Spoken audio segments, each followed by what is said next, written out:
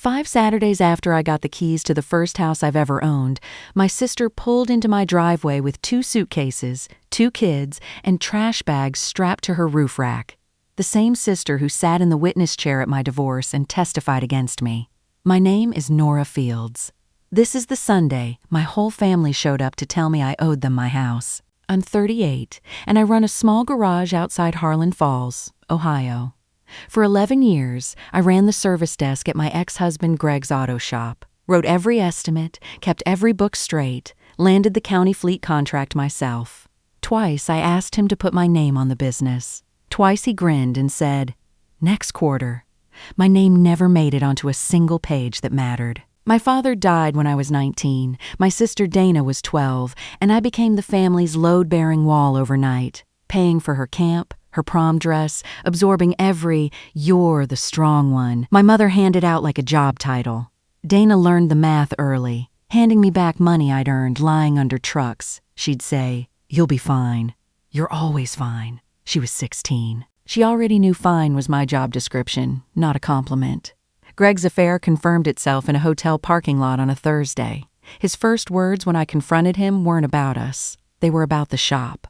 A week later, I found his office safe hanging open, company papers older than our marriage, all in his name, and a secret account quietly bleeding cash into something labeled renovations we'd never actually done. I hired a lawyer that week. I had no idea that when the witness list came back, one name on it would be my own sister's. My lawyer, Alvarez, said family witnesses read well with judges. She was right, just not the direction I expected. In the courtroom, Dana sat in a blue dress I'd never seen, wouldn't look at me once, and testified under oath that I'd always called it Greg's business, that I was impulsive with money. 11 years of my labor turned into a paycheck I should apparently be grateful for. During recess, I asked her one word. "Why?" She stared at the vending machine and gave me the same answer she'd been giving since she was 16. "You'll be fine. You're always fine." Then she walked back in to finish, burying me under oath. The ruling gutted me. The shop stayed Greg's, premarital, untouchable. My claim for 11 years of work, a $40,000 buyout, $10 a day. I collected exactly one thing from that building. My late father's Craftsman toolbox with the original bill of sale in his name, so not even Greg's lawyer could argue otherwise. That night, my mother finally called. Not to ask where I was sleeping, but to tell me Dana was struggling too, and I shouldn't make this a war. I looked around the empty rented room that held everything I owned and understood exactly what family meant in that house. The strong one regrows what everybody else cuts off her. I blocked no one. I just stopped answering. And I wrote one line on a legal pad in capital letters. The next thing I build will have one name on it. Rebuilding took 3 years, and none of it was dramatic. Just heavy. A 9-year-old cargo van bought at auction. Days spent driving to driveways, fixing what people couldn't afford to tow. Nights pulling warehouse shifts until 2 a.m. The county fleet manager, unhappy with Greg's shop after I left, called me himself and moved the entire contract to my van. 2 years in, I stopped on Route 9 to fix a dead wrecker belonging to Walt Novak, 71, owner of a worn 4-bay garage on the edge of town. I quoted him the exact cost of the part and 20 minutes of labor. No more, no less. He looked at that honest invoice longer than the repair had taken, and the next week offered me weekend bays at his shop. On his office wall hung a small hand-painted sign his father made decades earlier. Fair price. Paid in full. No favors. The truth about Dana found me at a warehouse loading dock. Greg's old bookkeeper told me that 2 weeks before my trial, she'd watched Greg cut an $18,000 check straight to Dana's husband, Kyle, to keep the family tidy, buying my sister's testimony while I was still fighting for a fair split. She'd sold me out for $18,000. And what I didn't know yet was that Greg had never actually finished paying it. Walt decided to retire and offered me his garage and the house beside it, $310,000, and he'd personally carry the note for $130,000 because he wanted the shop to stay a shop, and he'd decided I was the one who'd keep it that way. I had exactly $92,000 saved between the settlement and 3 years of double shifts. The bank covered the gap on the strength of my books alone. Closing day, 11 signatures, and on the deed's owner line, one name, Nora Fields. That afternoon, I rolled my father's toolbox into the left corner of Bay 1, the same corner he kept it in when I was a kid, standing on a milk crate watching him work. I got exactly 5 Saturdays of quiet ownership before the world came to renegotiate. News in a small town doesn't travel through papers. It travels through open hoods. 2 of Greg's techs walked out over bounced paychecks. His account went cash on delivery. Then, through the family grapevine, I heard Kyle had left Dana for a job in Texas that may not have existed, leaving her the minivan, the kids, and a mortgage 3 months behind. And the $18,000 debt that bought her testimony? Greg's second payment had never come. The balance had been growing teeth for years, and a collection agency owned it now. By Saturday, my phone lit up with a name I hadn't seen in 3 years. Heard about the shop. So proud of you, sis. Nothing about the courtroom. Nothing about the blue dress. 5 days later, Mom says the house has 2 bedrooms. Bet it's beautiful. That wasn't a compliment. That was an appraisal. And I'd been reading Dana's appraisals of me since she was 16 years old. On my 5th Saturday, under a fleet pickup mid-repair, I heard tires roll onto my gravel. Slow, certain, like a vehicle that already believed it had arrived somewhere it planned to stay. Dana climbed out, arms wide, sunglasses pushed up into her hair. "Oh my gosh, look at this place!" Behind her, 2 suitcases, trash bags, a rolled mattress strapped to the roof rack. She hadn't come with a question. She'd come with an answer already packed.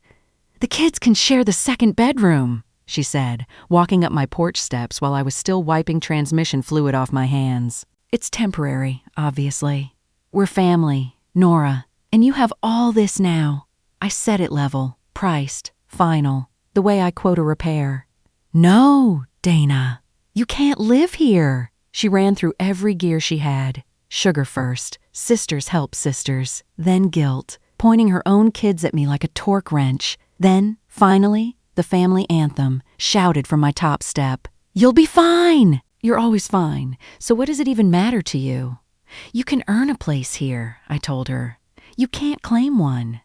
She called me selfish, said Mom was right about me, loaded her kids back into the minivan, and reversed down my gravel fast enough to spray it. Within 2 days, the whole family mobilized. My mother, my aunt, a cousin I hadn't spoken to in a decade, 2 women from church giving me the look you give a car parked across 2 spaces. Not one person asked why Dana had lost her house. Every single one only wanted to know why I wouldn't hand over mine. Wednesday night, on a delivery run, I drove past the church parking lot and saw the minivan backed into the corner under a security light, the way you park when the vehicle is the address.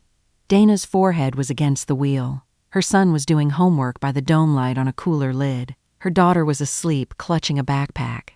I sat across the street in the dark for 10 minutes. I wasn't looking at a liar getting what she deserved. I was looking at what our family had built her into. Someone who was always supposed to be carried and never once taught to stand. The next morning, I quietly called our pastor and arranged a week at a motel plus grocery cards for a young mother in trouble. No name attached. That's the difference between a gift and a toll. That Sunday, 3 vehicles pulled onto my gravel in a slow procession. My mother in her good church suit, my aunt, the minivan. My mother opened with a sermon about family being what's left when everything else is taken, about how it was finally my turn to carry someone. My aunt reminded me the whole congregation was watching. Then my mother's voice cracked as she delivered the line she'd clearly rehearsed the whole drive over. "Open that door for your sister, or you are no daughter of mine." I had a manila folder waiting on the picnic table. I laid it out for Dana like an estimate. Because an estimate is a form of respect. A real job at my counter, 25 hours a week, posted wage, same rate I paid my other tech. An apartment across town, deposit and first month already arranged, paid directly to the landlord, lease in her name only.